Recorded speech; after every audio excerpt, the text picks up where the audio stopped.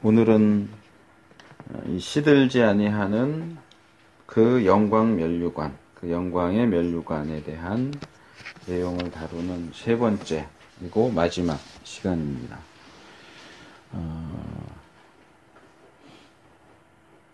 오늘 좀 이 말씀을 끝내려고 생각을 하고 말씀을 준비하다 보니까 이 뒷부분에 가서는 조금 다루지 않고 넘어가는 부분들이 있어서 아쉽기는 한데, 또 너무 같은 구절을 너무 오래 하는 것도 좀 그런 것 같아서 일단 오늘 이 영광의 면류관에 대한 내용은 오늘 마치려고 합니다. 지난주에는 세 가지를 말씀을 드렸어요. 첫째로 이 1절에서 4절과 5절에서 11절을 함께 읽는 것이 왜 중요하고 또 타당한가 하는 걸 말씀을 드렸고, 두 번째로는 이 순복과 관련된 권위와 질서 체계에 대해서, 그리고 셋째로 겸손으로 허리를 동인다고 하는 게 무슨 이야기인가. 이 마지막에 겸손에 대한 교훈은 이 5절 하반절과 또 6절로 이어지기는 하지만 우리가 시간이 없어서 시간 관계상 제가 끊었습니다. 그래서 오늘은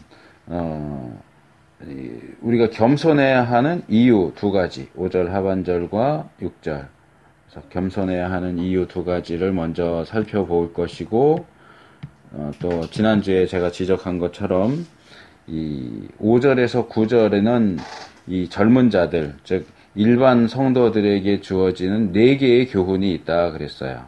우리가 지난주에는 그 가운데 2개, 복종, 순복과 겸손에 대한 내용을 살펴봤고, 이제 남은 2개 내용도 오늘 함께 살펴보면서 오늘 이 주제를 마치려고 합니다. 우리가 서로 겸손해야 하는 첫 번째 이유는 이 5절 하반절에 있는 것처럼 하나님께서 교만한 자를 대적하시고 겸손한 자들에게 은혜를 주시는 분이시기 때문에 그렇습니다. 이 5절 하반절과 6절에서 우리가 이 교만이 뭐고 겸손이 뭐냐 하는 것을 좀 정의를 내리는 것이 좋겠습니다. 일단은 여기 본문에 나오는 이 단어들을 좀 설명을 드리고 6절에 가서 이게 성경적으로 그리고 신학적으로 우리가 어떻게 보아야 하는가를 더 말씀을 드리려고 합니다. 여기 교만이라고 번역된 이 헬라어 단어는 기본적으로 다른 것들 위에 있다 그런 뜻이에요. 다른 것들 위에 있다. 지금 여기 보시면 십자가를 제가 여기 성경책 위에 올려놨잖아요. 이 성경책은 또 이 강대상 위에 있고, 그러니까 성경책이 강대상 위에 있다. 이 십자가가 성경책 위에 있다. 무언가가 다른 것 위에 있다라고 하는 것을 가르치는 것이 이 단어의 가장 기본적인 의미입니다.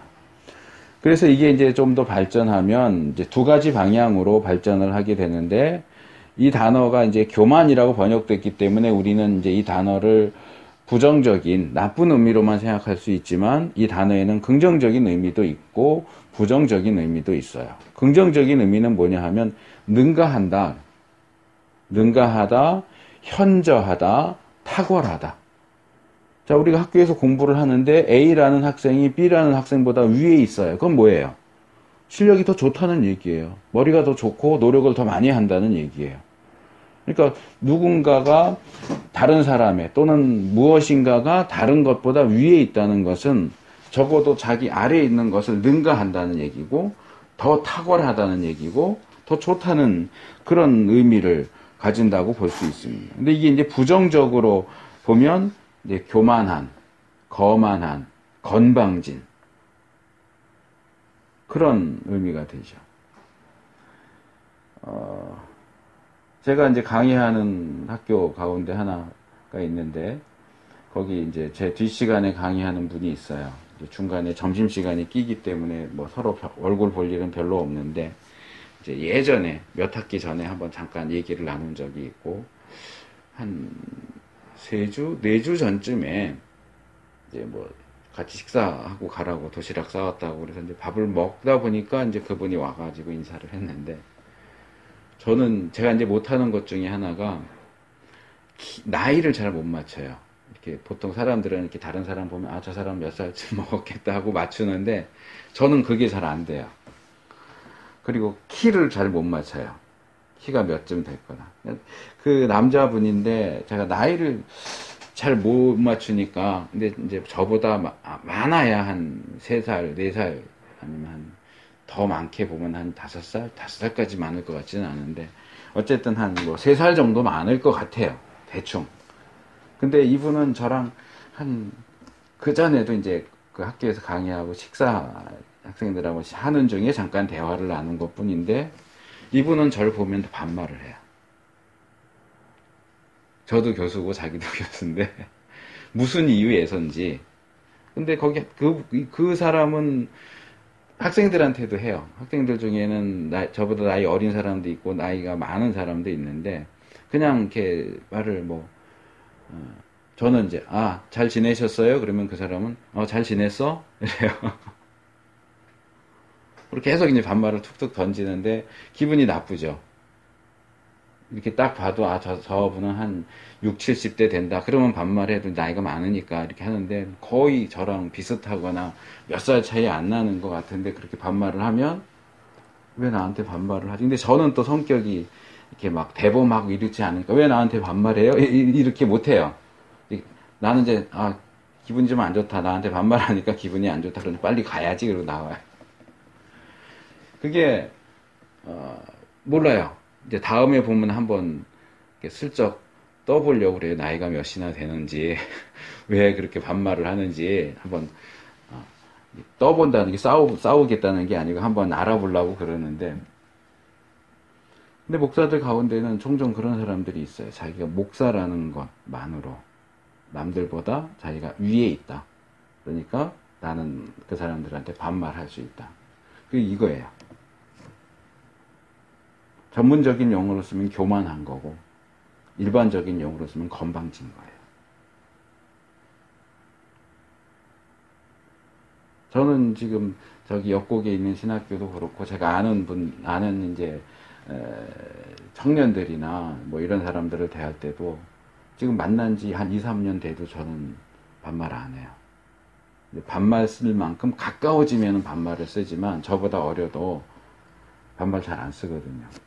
그래서 서로를 대하는 기본적인 예의라고 생각을 해요. 근데 뭐 만난 지 몇 번도 안 됐는데 그렇게 막 반말 툭툭 던지는 거는 건방진 거죠. 교만한 거고, 건방진 거고, 조금 저속한 표현으로 쓰자면 싸가지가 없는 거죠. 그리고 그 얘기를 했더니 학생들이, 그럼 왜 나한테 반말하세요? 그러시죠? 그러더라고요, 학생들이. 그래서 다음에 한번 얘기를 해보려고 그런다고 이제 그러고 넘어갔는데, 자, 이 교만이라고 되어 있는 이 단어는 어쨌든 남들보다 위에 있다는 의미, 이게 기본적인 의미는 다른 것보다 위에 있다는 의미이기 때문에 좋게 보면 더 뛰어나다 이런 의미가 될 수도 있고, 나쁘게 보면 이제 자기를 남들보다 윗자리에 올려놓고 건방지게 하거나 교만하게 구는 것. 이제 그래서 이 단어가 사용될 때에 이게 교만이냐, 부정적인 의미의 교만이냐, 긍정적인 의미의 탁월함이냐, 이거는 이제 문맥에 따라서 결정을 해야 되지만, 이 오늘 본문에서는 이것이 겸손하고 짝을 이루잖아요. 겸손과 대조되는 위치에서 사용되고 있기 때문에 이건 교만이 맞습니다. 그것과 대조적으로 제시되는 겸손이라고 하는 이 단어는 이것도 이제 기본적인 의미가 있는데, 이건 조금 뭐라 그럴까, 복잡하다고 그럴까, 그래요. 뭐 개념 자체가 복잡하진 않은데 이제 표현이, 설명이 좀 복잡해. 이게 땅으로부터 멀리 떨어져서 올라가지 않았다 그 말이에요. 그러니까 얘도 뭔가 이렇게 위에 있는 거예요. 위에 있는 건데 기준이 땅이에요. 이거는 땅이고, 사실 뭐 광석 이런 거 아니면 땅 아래로 갈 일은 없죠. 다 땅 위에 있는데 얘는 땅보다 많이 올라가 있지 않다는 거예요. 조금 땅에 가깝게 낮은 자리, 그러니까 그러니까 높지 않고 낮다 그런 말이에요. 땅에서 올라와 있긴 하지만, 땅보다 위에 있긴 하지만 땅에서 그렇게 많이 올라가 있지 않다 그런 말이에요. 그러다 보니까 이것도 역시 부정적인 의미와 긍정적인 의미로 나눠지지만 긍정적인 의미보다는 부정적인 의미가 대다수예요. 이런 거예요. 낮다, 짓눌린다, 굴욕감을 느낀다, 천하다, 초라하다, 우울하다, 비굴하다 이런 뜻이. 이거 다 별로 좋지 않잖아요. 남들보다 낮은 자리에 있어요. 남들은 이렇게 명예에 있는 자리에 있는데 자기는 아무것도 없는 초라하고 천한 자리에 있어요. 그러니까 우울하죠. 또 자기보다 강한 사람들 앞에서 비굴할 수밖에 없고, 또는 위에 사람이 내리누르면 굴욕감을 느낄 수밖에, 굴욕과 수치를 느낄 수밖에 없고, 이런 얘기고, 긍정적인 경우가 딱 하나 있는데 겸손이라는 의미로 사용되는, 이게 딱 하나, 이 단어가 긍정적인 의미로 사용되는 유일한 경우가 겸손하다 이런 식이에요. 근데 제가 지난주에 말씀을 드렸던 것처럼 이 글이 쓰여질 당시 로마 시대나 또는 오늘날에도 마찬가지고요. 사실 겸손은 별로 미덕으로 여겨지지 않아요. 강한 게 좋은 거예요. 약육 강식이에요. 뭐 남자가 됐든 여자가 됐든 강한 자라면, 그 사람이 강하다면 다른 사람 밑에 내려가 있을 필요가 없는 거죠. 굳이 왜 내가 저 사람보다 강한데 그 사람 밑에 들어가 있겠어요. 내가 저 사람보다 똑똑한데 나보다 못난 사람 밑에서 그래서 저는 잘 몰라요 이러고 밑으로 내려갈 이유가 없잖아요. 왜냐면 자기 PR 시대라 그러고 어떻게든 나를 알려야 되고, 정치인들 그 선거철 오면 하는 게 그거잖아요. 다른 사람들은 못합니다. 나만 할 수 있습니다. 그거잖아요.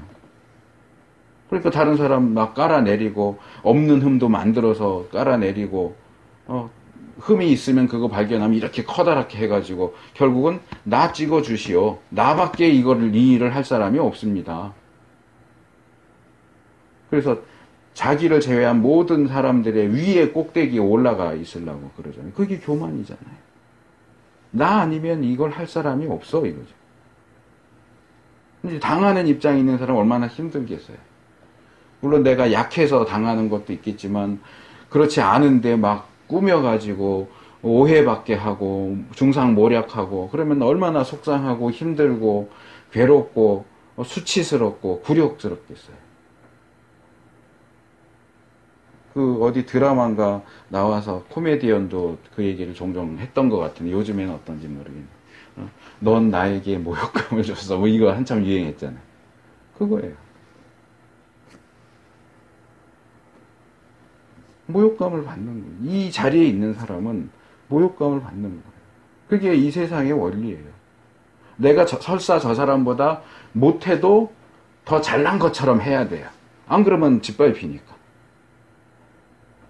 그런 사회 속에서는 겸손은 절대로 미덕이 아니에요. 교만이 오히려 미덕이 될 수도 있죠. 뭐 아주 단순한 예로 이렇게 뭐 청소년들이든지 특별히 남자들이 더 그럴 수 있는데 이렇게 만났는데 비슷한 또래 같아요. 몇 살이냐 다 이제 족보 따지잖아요. 근데 나보다 나이가 많네? 그럼 내가 형 이렇게 불러야 되는데 그러기 싫어. 그러면 내가 그 사람보다 나이가 많은 것처럼 속이는 거예요.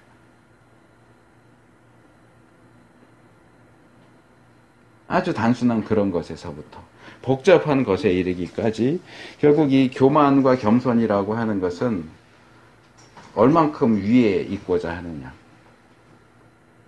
하는 문제다 이렇게 볼 수 있을 것 같아요. 근데 이제 이 문제를 이해하는 데 있어서 중요한 것은 이것도 역시 지난주에 제가 말씀을 드렸던 부분이지만 교만과 겸손에 대한 이 세상과 이 세상의 방식, 이 세상 사람들의 어떤 판단을 따를 것이냐 아니면 하나님의 성경의 방식을 따를 것이냐 하는 겁니다. 자, 여기 두 사람이 있어요. 교만한 사람이 있고 겸손한 사람이 있어요. 근데 이제 벌써 이 교만과 겸손이라는 의미 자체가 우리의 그 판단을 흐리게 할 수가 있어요. 왜냐하면 우리 머릿속에 교만은 어떤 거고 겸손은 어떤 거고 하는 것이 어느 정도 정해져 있기 때문에. 근데 제가 지금 드린 이 단어의 의미를 살펴보면 교만이 꼭 나쁜 게 아니에요. 남들보다 뛰어난 사람이에요. 겸손은 남들보다 그렇게 뛰어나지 못한 사람이에요. 밑바닥 인생이에요. 겸손한 사람은 사실상 밑바닥 인생이고, 교만한 사람 이렇게 번역이 됐지만 이거는 남들보다 뛰어난 사람이에요. 그래서 이 문제를 더 객관적으로 하려면 교만한 사람과 겸손한 사람이 있다라고 하기보다는 강한 사람과 약한 사람이 있다. 뛰어난 사람과 못난 사람이 있다. 이렇게 표현하는 것이 더 적절할지 모르겠어요. 그러면 그 둘 중에 누구 편을 드시겠어요? 강한 자의 편을 드시겠어요? 약한 자의 편을 드시겠어요? 똑똑한 사람 편에 붙겠어요? 바보 같은 사람 편에 붙겠어요?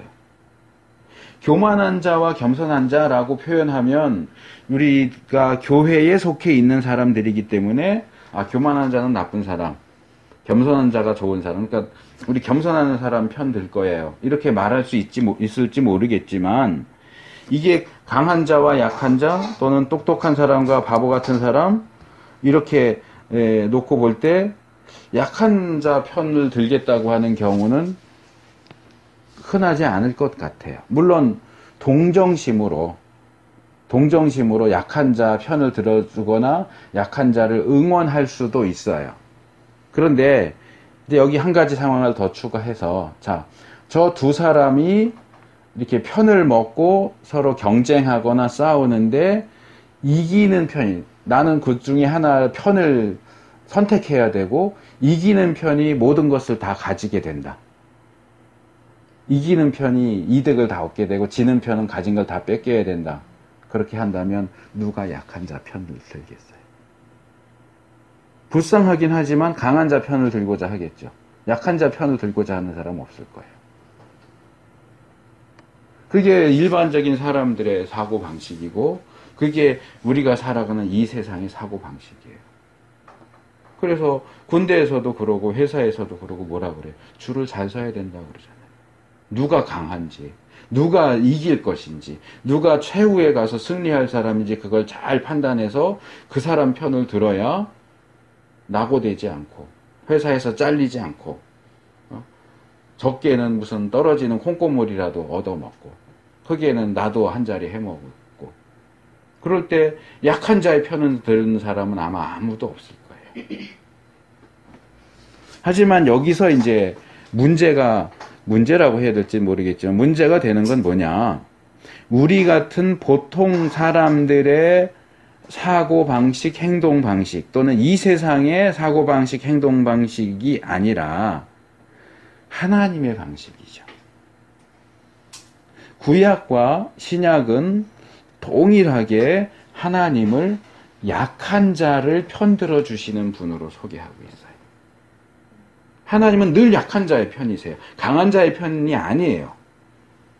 하나님도 그럴 것 같지만 성경은 하나님은 약한 자를 어떻게 보면 편애한다고 해도 틀리지 않을 정도로 약한 자의 편이세요. 그래서 그걸 구약식으로 말하자면 하나님은 고아와 과부와 나그네의 편이에요. 그리고 그 백성들의 지도자들에게도 고아와 과부와 나그네, 여기서 말하는 나그네는 외국인 거류자, 우리식으로 말하면 외국인 노동자들이에요. 우리나라 사람 아닌데 우리나라와 살면서 저 밑바닥에서 사는 사람. 고아와 과부와 나그네를 돌보는 것이 통치자들의 해야 할 중요한 일들 가운데 하나라고 요구를 하시죠. 이것을 신약식으로 말한다면 고린도전서 1장 27절에 나오는 것처럼 하나님께서는 약한 자를 부르셔서 강한 자를 부끄럽게 하시는 분이에요. 왜 이렇게 번거롭게 하실까요? 그냥 강한 자를 불러서 하시면 그냥 가잖아요. 순리대로 갈 거 아니에요. 근데 약한 자를 부르려면은 이 약한 자가 강한 자보다 강해져야 되고 강한 자가 자기보다 약한 자인데도 불구하고 그를 보면서 부끄러움을 느끼게 하려면 일이 복잡하잖아요. 힘들잖아요. 그냥 강한 자의 편에 붙으면 편한데. 그런데 하나님은 약한 자를 편드세요. 우리가 어느 편을 선호하느냐가 중요하지 않아요.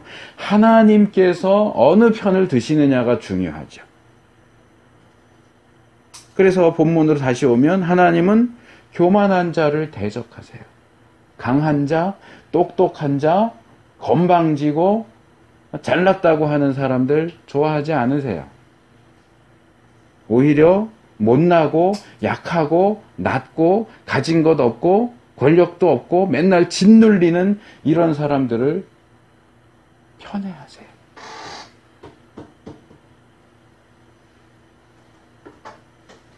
그래서 교만한 자는 대적해서 싸우시고 그것을 꺾으려고, 네가 잘나면 얼마나 잘났다고, 네가 똑똑하면 얼마나 똑똑하다고, 네가 나보다 잘났냐? 나보다 똑똑하냐?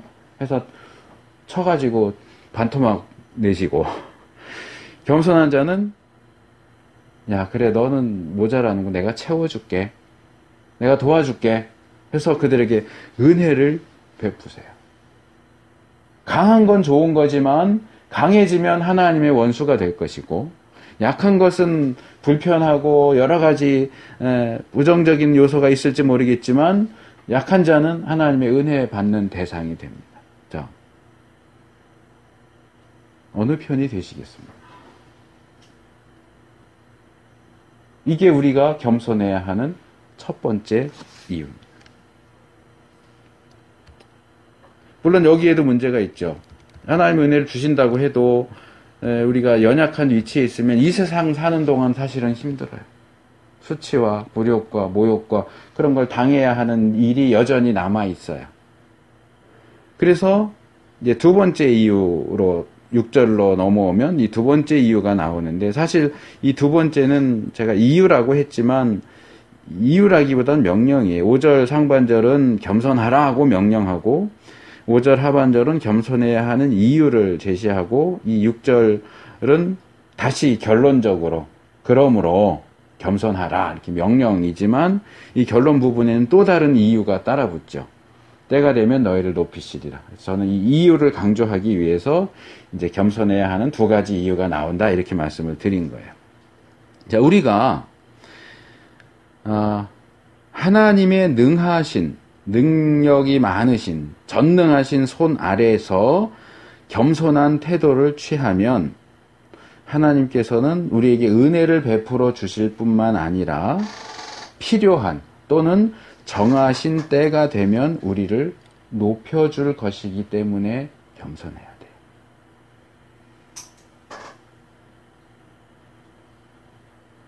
여기에 겸손하라고 사용된 이 동사는 바로 앞에 나왔던 이 겸손한 자의 이제 어근이 되는 것인데, 내리 누른다, 낮춘다, 굴욕을 준다, 겸손하게 한다, 겸손하게 행동한다. 그런 뜻이에요. 그래서 앞에서는 제가 이 교만과 겸손의 단어의 뜻, 어휘적인 의미를 말씀을 드렸지만, 이제 여기서는 좀 더 나가서 이 신학적인 의미를 우리가 어떻게 이해해야 할까 하는 것을 말씀을 드리려고 합니다. 자, 우리가 생각하는 교만도 있지만 일단 겸손에 초점을 맞춰봐요. 같은 이제 묶음으로 볼 수 있는 거기 때문에. 자, 우리가 생각하는 겸손은 뭘까요? 지금 단어의 의미에서도 발견할 수 있는 것처럼 기본적으로 자신을 낮추는 거예요. 자신을 누르는 거예요. 누르고 낮추는 게 겸손에 대한 가장 정확한 의미라고 말할 수 있을 것 같아요. 근데 이제 이 단어는 앞에 겸손한 자도 그렇고 여기 겸손하라는 이 단어도 그렇고 여기에 긍정적이고 미덕으로서의 어떤 겸손의 의미만 있는 게 아니라는 게 문제예요. 자신을 내리 누르고 굴욕을 주는 거, 그게 뭐가 좋을까요? 그래서 이 굴욕이나 수치, 이게 이 단어와 더 가까워요. 사실 겸손보다는. 그래서일까, 제가 이제 교회 안에서 사역하면서 또 가르치면서 이렇게 보면 성도들 대다수가 겸손 이렇게 하면 말은 겸손이라고 말하는데 이 가지고 있는 개념을 이렇게 들어보면 자기 비하라는 개념을 가지고 있는 경우가 거의 대다수예요. 그러니까 목사님이 강단에서 우리가 겸손해야 됩니다. 그러면 성도들은 어떻게 받아들이느냐 하면 나를 낮춰야 되는구나. 그러니까 여기까지는 괜찮은데 내가 나를 비하 뭐 낮춘다나 비하나 마찬가지죠. 하나는 이제 한글이고 하나는 한문이고 그러긴 하지만 비하 수치스럽고 굴욕적인 그런 자리에까지 나를 이렇게 내가 있는 내 수준보다 더 못한 것처럼 그렇게 낮춰야 된다라는 식으로 받아들이는 것 같아요. 그런데 정확하게 말하면 그러니까 어휘적으로 말하면 비슷해 보이기는 하지만 성경적이고 신학적인 그런 시각에서 보면 자기 비하는 겸손이 아니에요. 겸손이 자기를 낮추는 것이긴 하지만 이제 역시 우리가 일반적으로 가지고 있는 그 생각이요. 자기 비하 그러면 뭔지 떠올리잖아요. 그런 의미의 자기 비하는 겸손이 아니에요. 그리고 이 부분을 이해하는 데 도움이 되는 것이 이 6절에 나오는 부연 설명이에요. 자, 우리는 겸손하라고 명령을 받아요. 그러니까 자기를 낮춰라. 너희 자신을 낮추라고 명령을 받는데 우리가 자기 자신을 낮추는 위치가 있어요. 자리가 있어요. 어디에서요? 하나님의 능하신 손 아래서 낮춰라. 이렇게 그러니까 겸손은 자신을 낮추는 것이다. 이렇게만 얘기하면 사실은 50점이에요. 100점이 되려면 이게 붙어야 되는 거예요. 하나님의 능하신 손 아래서 자기를 낮추는 게 겸손이에요. 당연히 우리는 우리 자신을 낮춰야 돼요. 그리고 이 낮추고 겸손하는 것이 인간과 인간 사이에서 우리가 지난주에 살펴본 것처럼 겸손으로 서로 허리를 동이라. 서로에 대해서 인간과 인간 관계 속에서 우리가 서로에 대해서 겸손해야 된다. 그래서 인간과 인간 사이에 행해져야 하는 태도 또는 행동이기는 하지만 이 6절 말씀을 보면 이 자기 낮춤 또는 겸손은 무엇보다도 하나님의 능하신 손 아래서 행해져야 하는 태도와 행동이에요. 그래서 저는 이제 평소에 이제 이런 구절까지 다 얘기하지 않더라도 겸손이 뭐냐라고 할 때 겸손은 자기를 있는 그대로 보는 것이 겸손이다. 이렇게 있는 그대로 본다. 근데 이 있는 그대로의 조건이 붙어야 되겠죠. 하나님의 능하신 손 아래에 있는 나를 보는 거예요. 근데 능하신 하나님 앞에 서서 클 수 있는 자, 큰 자는 아무도 없어요. 다 작죠. 그러니까 모든 사람은 하나님의 능하신 손 앞에서 작아져야 돼요. 작을 수밖에 없어요. 자기가 자기 자신을 낮추려고 하지 않아도 이미 낮아요. 작아요. 그러니까 하나님 앞에 있는 나를 그대로 이렇게 보는 게 겸손이에요. 근데 그 자리보다 더 낮게 보는 건 자기 비하예요.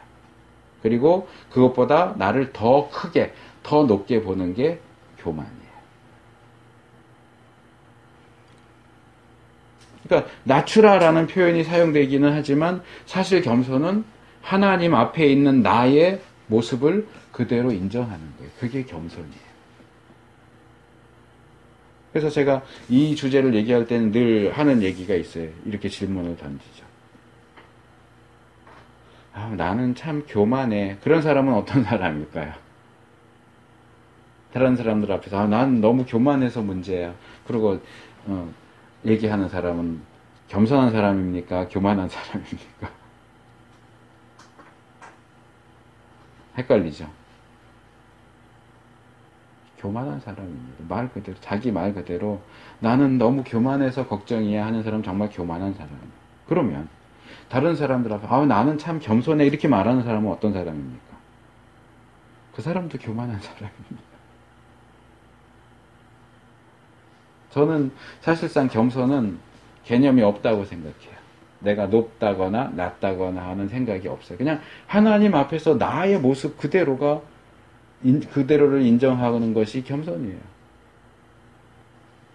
그러니까 내가 나를 생각할 때, 나는 겸손하구나, 나는 교만하거나 하는 이런 생각이 있는 것 자체가 문제가 있는 거예요.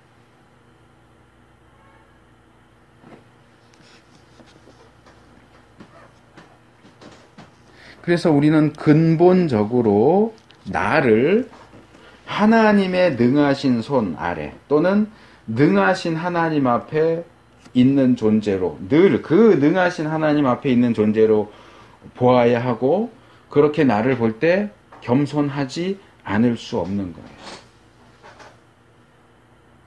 그러니까 하나님 앞에서는 늘 고개를 숙일 수밖에 없는 거예요. 나는 죄인이로소이다. 나는 부정한 자입니다.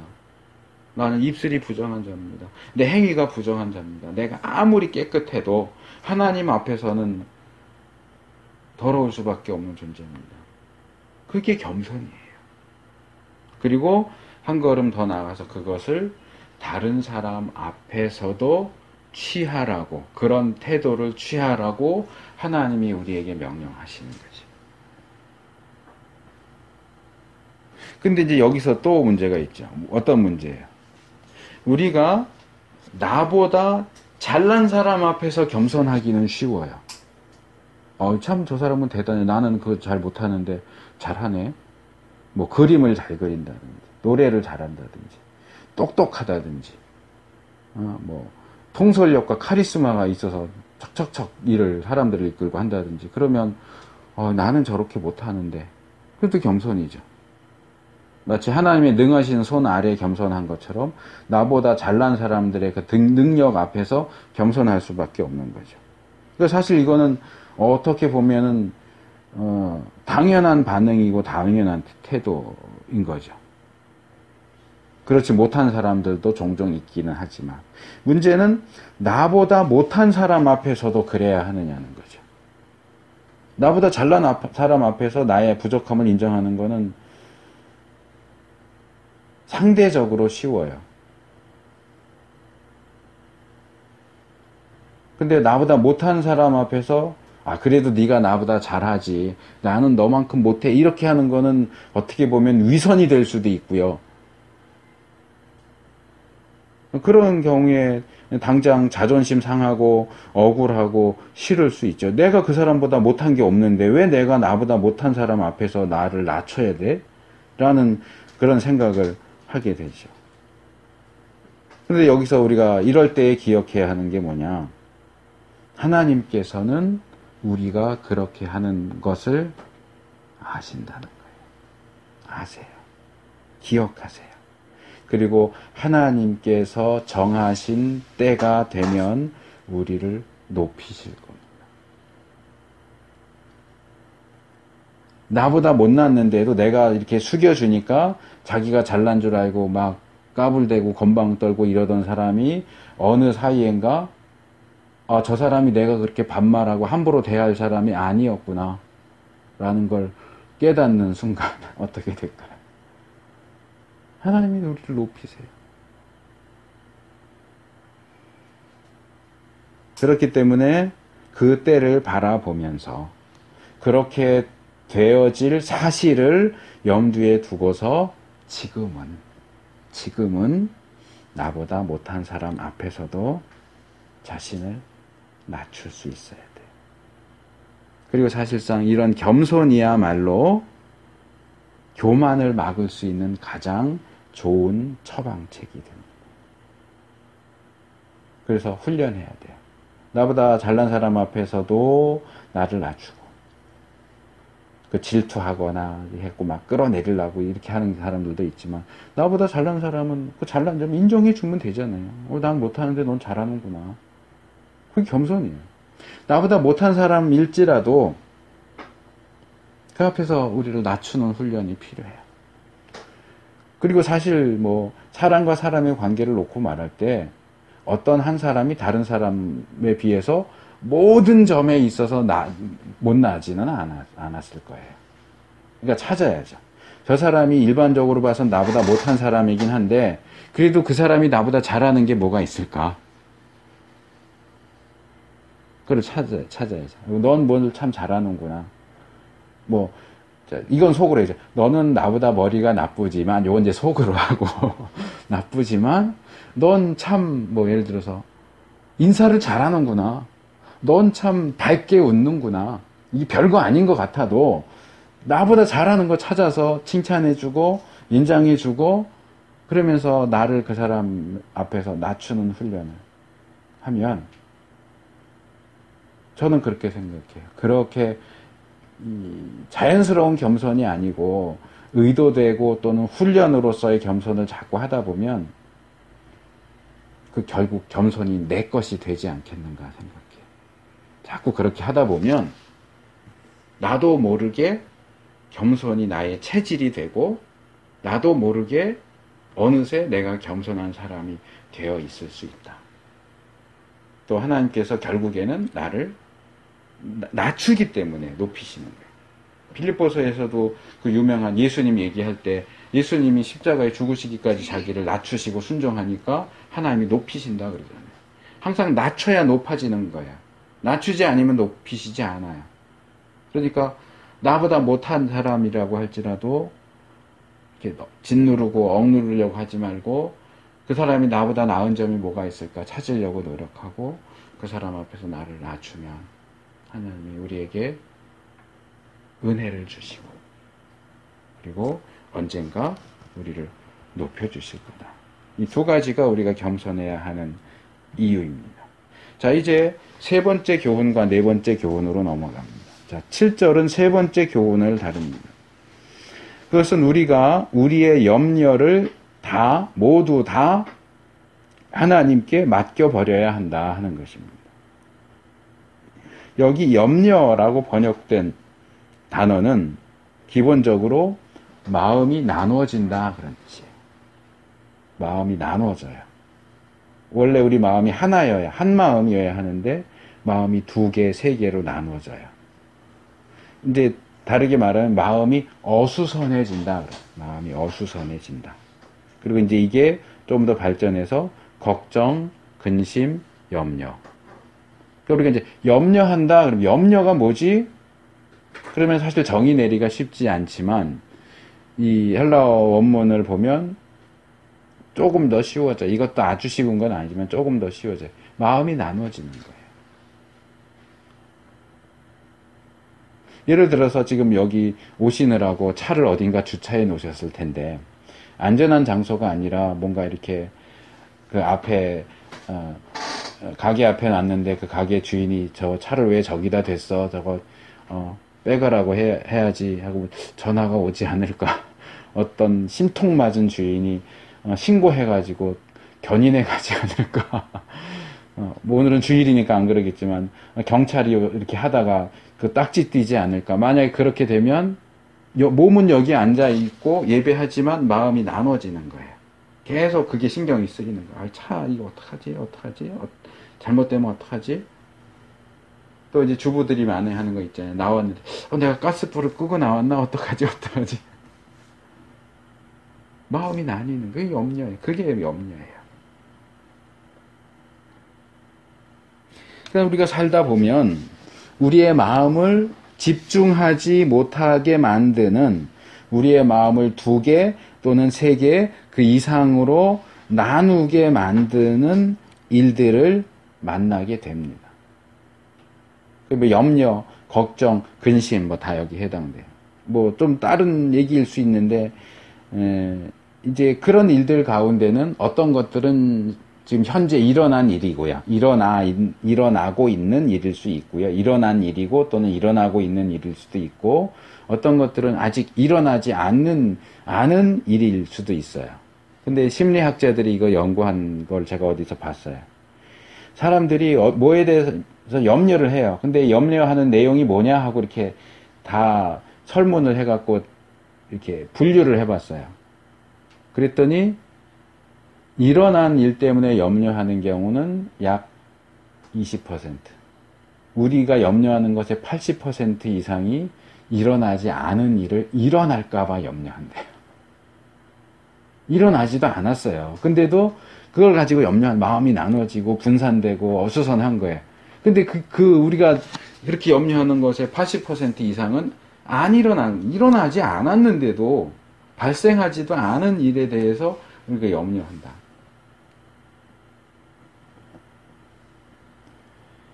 자, 어쨌든, 본문이, 자, 야, 예수 믿는 사람은 염려할 일을 만나지 않아. 예수 믿는 사람은 기쁨과 평안뿐이지 무슨 염려와 걱정과 근심이 있겠냐.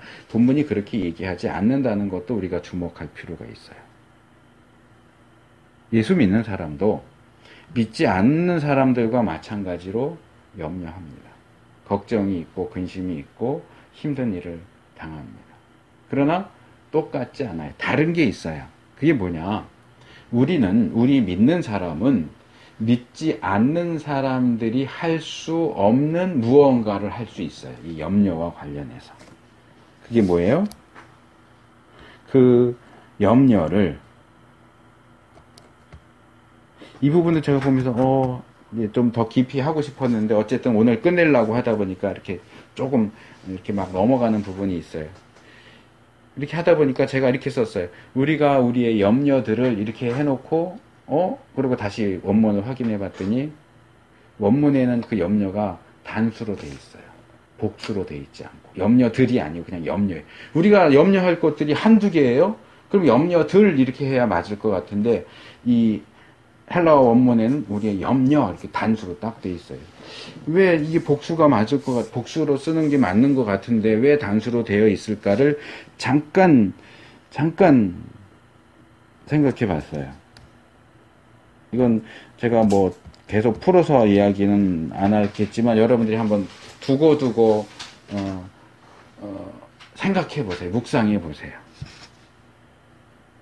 우리는 많은 염려거리들을 만나요.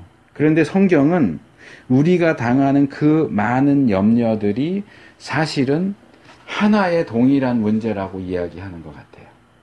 제가 이 단어를 보면서, 단수형으로 쓰여진 이 단어를 보면서. 너희들이 보기엔 그게 염려들로 보이겠지만 하나님이 보실 때는 그건 염려 하나다. 같은 문제다. 그게 구체적으로 가면 자녀 문제, 남편 문제, 돈 문제, 이렇게 여러 개 문제인 것 같지만 사실은 그거는 하나다. 하나 문제다. 이건 이제 뒤에 가서 좀 더 말씀을 드릴 거예요. 그게 뭐냐? 근데 이제 그 염려를 하나님께 맡겨버릴 수 있다는 거예요. 그게 다른 점이에요. 안 믿는 사람들은 자신들의 염려를 하나님께 맡겨드릴 수 없어요. 그러나 믿는 우리는 우리 아버지이신 하나님께 우리의 염려를 맡겨버릴 수 있어요. 그런데 여기 맡겨버리라 라고 번역된 이 단어가 상당히 재밌어요. 기본적인 의미는 위에 놓는다 그 말이에요. 이 위에 놓는다. 아까 교만도 그렇고 겸손도 그렇고 계속 지금 뭔가가 아래에 있고 위에 있고 이 얘기 여기 맡겨 놓는다도 원래는 맡긴다가 아니고 위에 놓는다예요. 위에 놓는다, 얹어둔다. 그리고 위로 던진다. 위로 던진다. 그러니까 무거운 짐을 들고 예전에는 버스에도 선반이 있었던 걸로 제 기억이 맞는지 모르겠는데 틀리는지 좀 아리송한데 있었던 걸로 기억을 해요. 저는. 그러니까 버스든지 기차든지 무거운 짐 들고 타면은 자리가 있어서 앉으면 좋은데 서서 가야 되면 참 괴롭죠. 그러면 이제 보통은 그 짐을 이렇게 선반에 얹어 놓잖아요. 그거예요. 얹어 놓는 거예요. 짐을 버스 타고서 지하철 타고서도 계속 그 무거운 제가 이제 몇 주에 한 번씩 학교 가서 이제 책 반납하고 빌리고 그러면 보통 한 10권 정도 10권에서 한 12권 이렇게 하면 정말 과방이 꽉 차요. 이렇게 들기도 힘들 정도인데 이렇게 어쨌든 그나마 이렇게 매는 거 하니까 좀 편하긴 한데 이렇게 몸이 서 있으면 이렇게 뒤로 이렇게 제껴져요. 그러면 이제 도서관 갔다가 집에 오면은 제가 될 수 있으면 빨리 나오려고 그래요. 왜냐면 5시 정도 넘어가면 자리가 없어. 사람들이 많아져가지고. 그러면 남성역에서 7호선 타고 여기 삼산체육관까지 오는데 한 40분 걸리거든요. 40분 정도를 서서 오려면 너무너무 힘들어요. 이게 무거우니까 벗어서 이렇게 올려놓는 것 자체도 힘들어. 그러니까 이제 다리도 아프고 하니까 계속 빈 자리가 어디 날까 이러고 그러면서 다행히 자리가 나면 앉아서 오고 뭐 이러긴 하는데 그 무거운 짐을 계속 들고 있을 이유가 없잖아요. 이 염려는 짐이 무거운 짐이에요. 우리는 그 짐을 얹어 놓을 수 있어요. 올려 놓을 수 있어요. 그래서 그 영상을 생각해 보세요. 이 선반이 있는 버스 안, 또 지하철 안. 근데 이제 이 버스와 지하철을 바꿔 보세요. 예수님, 하나님. 하나님이 손을 벌리고, 야, 그거 나한테 맡겨. 이러고 계시는 거예요. 그러면 우리는 짐 빨리 벗어갖고 예수님의 손 위에, 팔 위에 이렇게 얹어 놓으면 돼요. 근데 저는 이 위에 놓는다, 얹어 놓는다 보다 더 이 위로 던진다. 이게 이제 가장 기본적인 의미인데 이게 가장 마음에 들어요. 이렇게 던져버려 그냥. 그러니까 그런 개념 속에서 아마 개역도 그렇게 번역한 것 같아요. 맡겨라 이렇게 안 하고 맡겨버리라. 맡겨라보다 맡겨버리라가 더 강하잖아요. 의미가 더 세잖아요. 그러니까 위에 놓는다보다 위로 던진다. 이게 더 강하고 더 생생한 것 같아요. 저는 이 표현이 더 마음에 들어요. 그냥 무거운 짐 지고 할 때 저는 찬송가도 떠올리지만 가요 하나도 떠올려요. 항상 등이 휠 것 같은 삶의 무게요. 정말 등이 휠 것 같은 삶의 무게, 그 삶의 짐을 지고 있는데 예수님이 우리 옆에 오셔서 하나님 오셔서 손 벌리시고, 야, 그거 나한테 줘. 내가 들고 갈게. 내가 가지고 갈게. 그러면 어떻게 해요? 재빨리 벗어갖고 집어 던지는 거예요. 그냥 받으세요. 집어 던져요. 그게 이 맡겨버리라의 의미예요. 왜 힘들게 그걸 계속 지고 가냐. 옆에서 예수님이 나한테 맡기라고 이러고 계시는데 그 예수님을 무시하고 그냥 가는 거예요. 이렇게 말하면 이제 뒤집어서 이야기가 돼요. 제가 아까 왜 염려들이 아니고 염려냐. 결국 그건 한 가지 문제다 그랬죠. 이게 뭐냐. 우리가 염려를 계속하는 것은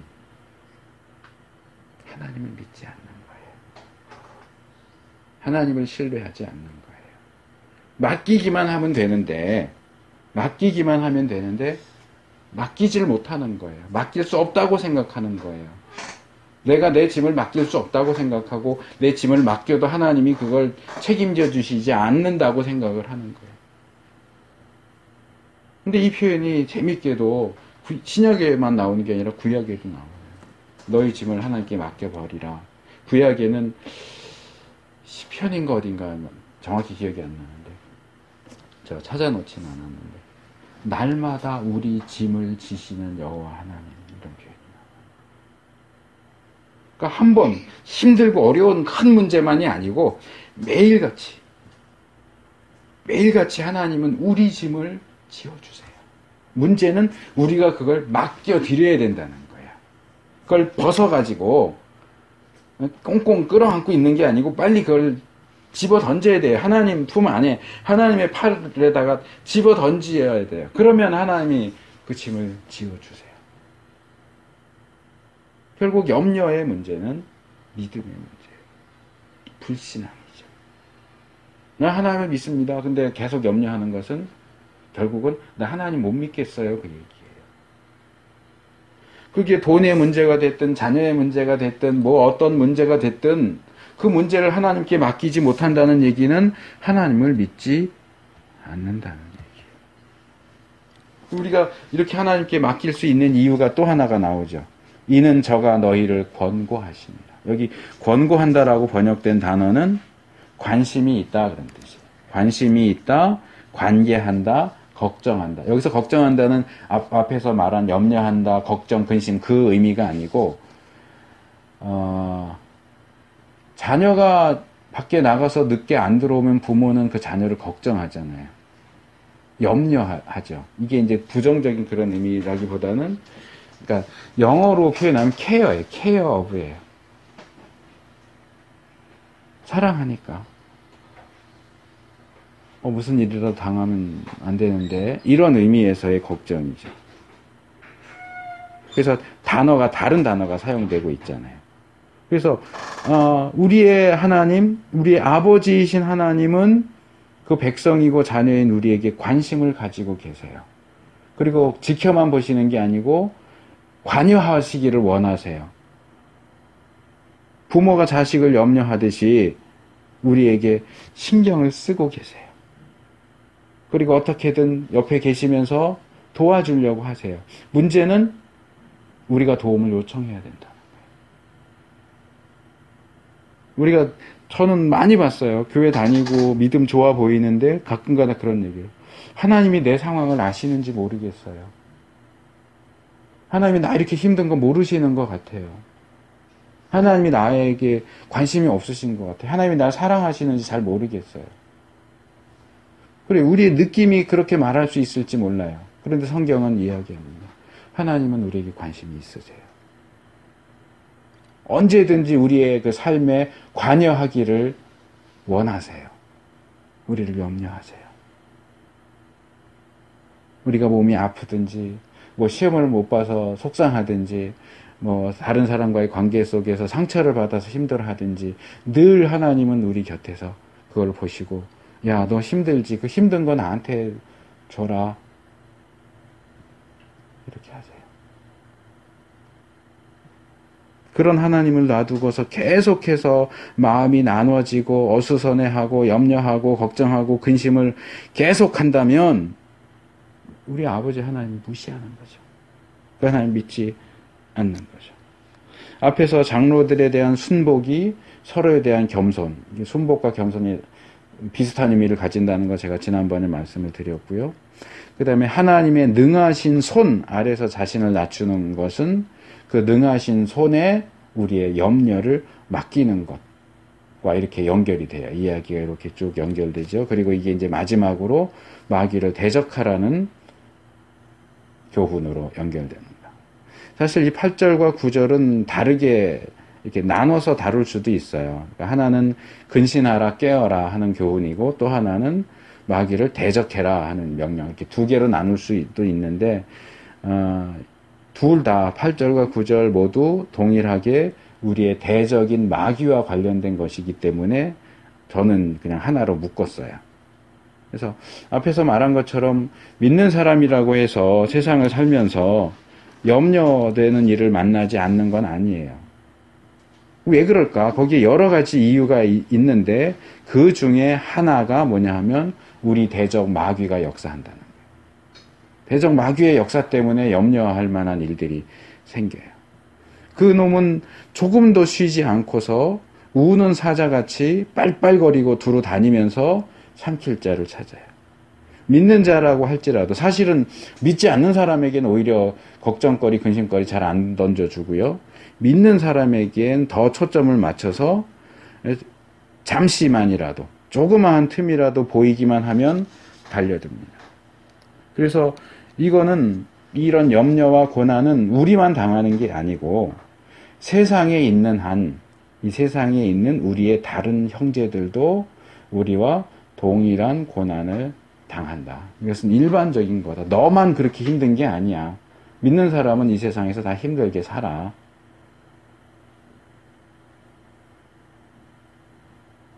근데 이거는 우리가 믿는 하나님이 마귀보다 약해서 마귀의 그 우리를 대적하는 것으로부터 우리를 지켜줄 수 없기 때문에 일어나는 현상이 아니고 이건 우리가 이전에 다뤘어요. 고난에 대한 주제를 다루면서. 하나님께서는 대적 마귀의 공격을 통해서 자녀인 우리들을 연단하시고 온전케 하시기를 원하시기 때문에 그러한 염려와 그러한 고난을 허용하세요. 우리가 더 강해지기를 원하세요. 그래서 우리가 그럴 때에 마귀를 대하는 두 가지의 태도가 여기 제시됩니다. 첫째는 근신하고 깨어 있어야 한다. 여기 근신한다.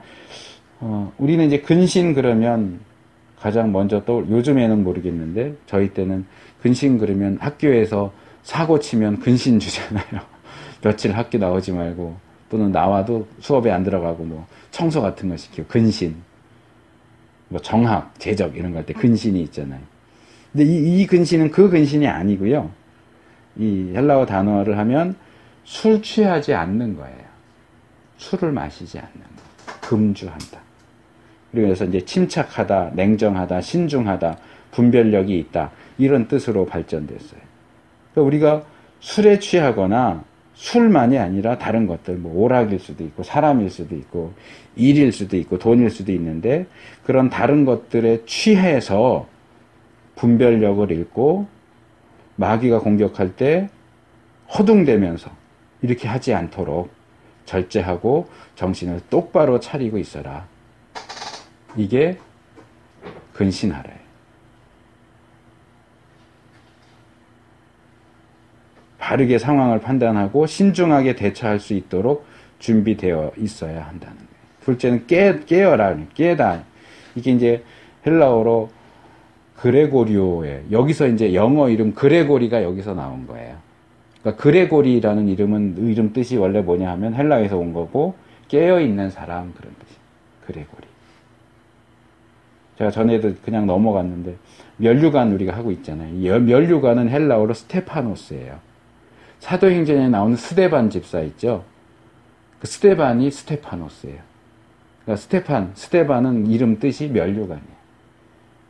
이 헬라어는 이 영어 단어하고 이렇게 위치나 이런 게 밀접하게 있기 때문에 헬라어 단어가 영어 단어로 연결되는 것들이 굉장히 많아요.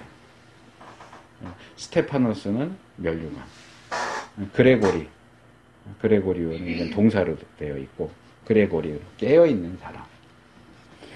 깨인다는 말 그대로 깨어있다 그런데 자지 않고 깨어있는다. 지금 진경이한테 필요한 게 이거 같은데 그렇죠? 깨어있다, 정신을 차리다, 지켜보다, 경계하다, 주의하다. 이게 이 단어의 뜻이에요. 그러니까 졸면은 주의를 집중할 수 없잖아요. 졸면서 어떻게 지켜봐요? 내가 중요한 게 있는데 이걸 누가 집어가나 안 집어가나 보려면 깨어가지고 이렇게 지켜봐야죠. 주의를 기울여서. 근데 이렇게 졸면 와갖고 이렇게 보고 저거 조는구나 하고 틈 타갖고 딱 가져갈 거 아니야. 졸지 말고 정신을 차려서 깨어서 잘 지켜보고 경계하고 주의하는 방식으로 또 그렇게 행동하면서 살아야 돼요. 왜? 우리는 지금 우리의 대적인 마귀와 전쟁 중이거든요. 저 전쟁터에 나간 군인이 술 취해갖고 해롱해롱 하면 되겠어요? 구체적으로 얘기해서 월남전에 우리나라 파병했잖아요. 제가 서울에 있는 교회 목사님도 월남전 참전 용사신데 도남동에 그분은 무전병 했다고 그러는데 우리가 그 얘기 많이 듣잖아요. 월남전에서는 이 베트콩들이 이렇게 땅 파고 들어가 있다가 자면은 와가지고 목 잘라가 놓고 가고 전쟁터에 월남전에 참전했는데 술 취해갖고 있으면 이건 얼마나 좋은 먹잇감이에요. 그리고 졸고 있으면 금방 와서 목 따간다고요.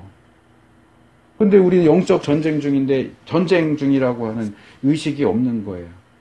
그러니까 술에 취해 있고 돈에 취해 있고 남자 같으면 여자에 취해 있고 여자는 남자에 취해 있고 명예에 취해 있고 인기에 취해 있고 그러니까 마귀한테 얼마나 손쉬운 먹잇감이에요. 안 그래도 어디 삼킬 자가 없나 이러고 두루 다니는데 딱 눈에 띄죠. 저거는 교회 다니는 녀석인데 저 술 취해갖고 돈에 취해갖고 저러고 해롱해롱 하고 있다.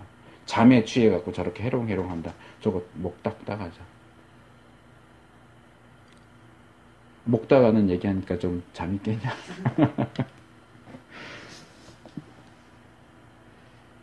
그러면 이 전쟁에 이길 수가 없어요.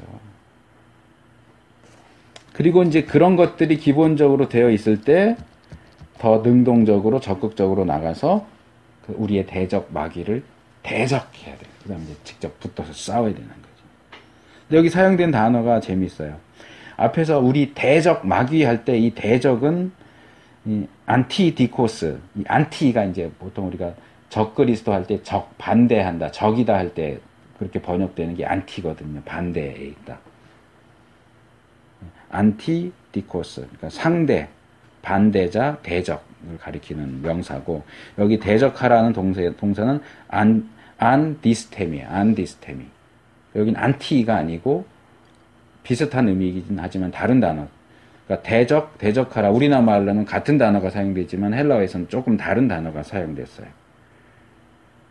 그래서 마귀가 우리의 대적이다라고 할 땐 우리의 상대방, 우리가 싸워야 하는 적이다라고 하는 얘기고, 여기 우리가 대적하다는 대항한다, 반대한다, 저항한다, 적대시한다 그런 뜻이에요. 근데 이게 기본적인 의미는 뭐냐 하면 반대편에 선다 그런 말이에요. 그런 거 있잖아요. TV에 보면은 OX 퀴즈에 사람들 이렇게 많이 놓고 뭐 이거는 맞습니까? 틀립니까? 그러면 뭐 맞다고 생각하는 사람은 O로, 틀리다고 생각하는 사람은 X로 그렇게 딱 나눠지잖아요. 근데 이게 이제 문제는 그렇지만 사람을 둘 놓고 자 당신 어느 편 할래? 아까 편하는 얘기를 했지만 근데 이쪽 편이 나하고는 철천지 원수야. 그러면 이쪽으로 가면 되겠어요? 반대편으로 가야죠. 이 사람이 서 있는 곳과 반대편에 가는 것. 이게 대적한다예요. 기본적으로. 그 사람 편으로 가는 게 아니고 그 사람과 싸울 수 있는 상대방의 위치로 가는 게 대적하는 거예요. 그래서 대항하고 반대하고 저항하고 적대시하는 거예요.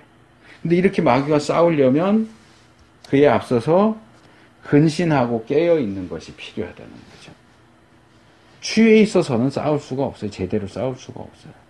졸면서는 싸울 수가 없어요. 그래서 정확한 상황 판단과 신중한 계획을 세워서 우리의 대적 마귀의 반대편에서 대항하고 반대하고 저항해서 싸워야 되는 거죠. 이제 비슷한 얘기를 야고보가 야고보서 야고보서에서 말씀을 하는 내용이 나오죠. 거기는 조금 다른 내용이 나오는데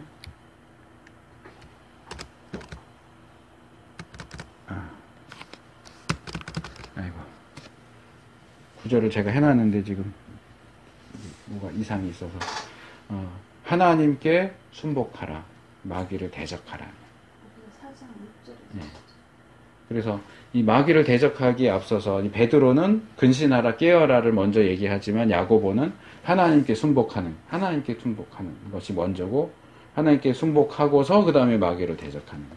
이게 우리가 기억해 놓을 중요한 말씀 가운데 하나죠. 그래서 이제 결론으로 넘어가면 우리가 이렇게 이런 교훈들과 명령들을 잘 받아서 수행하다 보면 하나님께서는 결국 우리를 자기의 영원한 영광에 들어가게 하실 거다. 근데 이 본문을 우리가 좀 잘 읽을 필요가 있어요. 왜냐하면 시제를 제가 정확하게 살펴보진 않았어요. 그것도 이제 조금 아쉬운 부분이긴 한데 일단 번역된 걸로만 보면 너희를 부르사 자기의 영원한 영광에 들어가게 하신 이가 과거형처럼 번역이 되어 있지만 여기 10절에 나오는 내용을 전체로 좀 시간 순서로 다시 배열하면 이렇게 돼요. 첫 번째로 하나님께서는 그리스도 안에서 우리를 부르셨어요. 근데 그리스도 안에서 부르심을 받은 우리는 이 세상에 있는 동안은 잠깐 고난을 받게 되어 있어요. 그런데 세 번째로 하나님은 우리가 그 고난을 잘 통과할 수 있도록 우리를 사중적으로 요즘 뭐 2중 코팅, 3중 코팅 그런 거 하잖아요. 4중 코팅을 해주세요. 우리를 어떻게? 온전케 하시고 굳게 하시고 강하게 하시고 견고케 하세요. 4중으로 코팅을 해주세요. 4중으로 무장을 해주세요. 그래서 고난을 견디고 통과하게 하시고 마지막 네 번째로 최종적으로 하나님의 영원한 영광에 들어가게 하세요. 근데 이 10절 말씀 그것이 이렇게 막 섞여 있어요. 그래서 이렇게 시간 순으로 정리하는 것이 이해를 도울 수 있을 거예요. 그래서 하나님은 우리를 친히 직접 온전케 하시며 굳게 하시며 강하게 하시며 털을 견고케 하세요. 왜? 우리가 그 고난을 통과해서 영광에 들어가게 하시라고. 이렇게 하나님이 이렇게 하시기 때문에 베드로는 이 하나님을 모든 은혜의 하나님 이렇게 부르는 거예요. 은혜의 하나님일 뿐만 아니라 모든 은혜의 하나님이에요. 그리고 마지막 11절에서는 권력이 세세 무궁토록 그에게 있을지어다 그래. 이건 이제 찬양이기도 하지만 이 모든 일들이 모든 은혜의 하나님의 세세 무궁토록 있는 권력 안에서 행해진다 하는 거예요. 우리가 이걸 확신할 수 있어야 돼요. 우리가 최종적으로 하나님의 영원한 영광에 들어가게 될 것이라는 사실을 믿어야 돼요. 그리고 이 부분에서 우리가 영광에 들어간다 하는 것은 장로들에 관련된 얘기에서 1절에서 나타날 영광에 참여한다와 4절에서 목자장이 나타나실 때 시들지 아니하는 영광의 면류관을 얻는다 하는 것하고 연결되는 거예요. 그럼 이렇게 나눠서 말할 수 있겠죠. 하나님이 세우신 장로들, 이제 오늘날 교회 장로만 얘기하는 게 아니라 그랬어요. 목사, 장로, 그리고 목회와 관련된 직분을 맡은 직분자들 다 포함해서 그들은 하나님께서 제시하시는 방식을 따라서 신실하게 목양하면 억지로 하지 말고 뭐 이런 거 2개씩 짝져서 3개 나오는 거 말씀드렸잖아요. 그 교훈에 따라서 신실하게 목회하면 쇠하지 않는 그 영광 면류관을 받을 것이고, 양무리에 속하는 사람들은 지금 살펴본 것과 같은 이 4가지 순복과 겸손과 맡기는 것과 근신하고 깨어서 대적하는 요 4가지를 신실하게 따라서 신앙생활 할 때에 우리에게는, 일반 성도들에게는 영광이 주어져요. 지도자들에게는 영광 면류관이 주어지고 성도들에게는 영광이 주어져요. 이게 둘이 비슷해요. 차이는 있겠죠. 이건 영광 면류관이고 이건 그냥 영광이니까 차이는 있겠지만 사실 둘 다 영광이라는 점에서는 공통적이에요. 내가 어느 자리에 있든지, 지도자의 자리에 있든지, 지도를 받는 자리에 있든지 하나님이 주신 그 교훈과 명령에 따라서 신실하게 목회하고 또는 그 양으로서 취해야 할 그런 목양을, 이 표현이 그런데 목회를 당하고 목양하고 목양당하고 또 당하는 것뿐만 아니라 또 자기가 해야 할 일들을 적극적으로 할 때에 하나님께서 우리 각자에게 걸맞는 영광 면류관과 영광을 주실 거예요. 이게 우리가 바라봐야 하는 거예요. 이 영광을 향해서, 또 이 영광 면류관을 향해서 하루하루 매일매일 전진해가는 우리가 되기를 축복합니다. 마지막 때 우리가 영광 면류관을 쓴 모습으로, 영광에 들어간 모습으로 서로를 볼 수 있게 되기를 간절히 바랍니다.